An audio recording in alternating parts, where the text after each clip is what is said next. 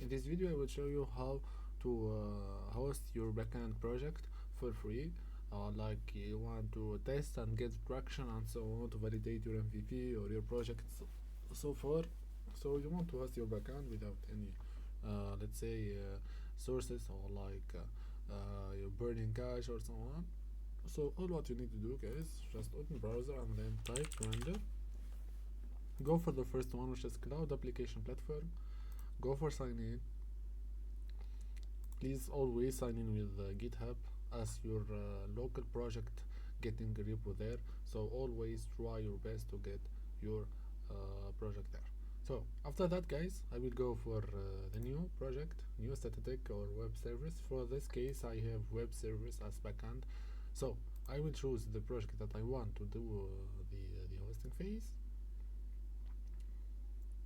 I just give it the time to load, and then the language is Node in my career, so I got Node, and then I got Express and Node.js, so I just press Node. The branch that I want to host with, it's the main, and then for SRC, instead of that, I have backend project on that. So I just npm run install. I go for freemium one, having 512 RAM and 0.1 CPUs. So you need to just host once again or so on. So here, guys, if you have any environment variables that you need to do, just get it here, please. Just all what you need to do, or you can just add from point env, or just add environment variable from here.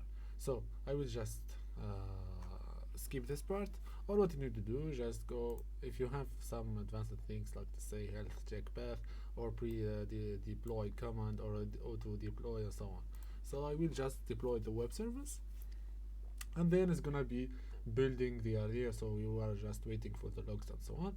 And if you want to have the link instead of the local host, you will have this link as you're running backend one. I hope you like the video, guys. Please like, share, and subscribe to the channel. In this case, as you can see, I have some npm run build errors. It's about my project, it's not about hosting.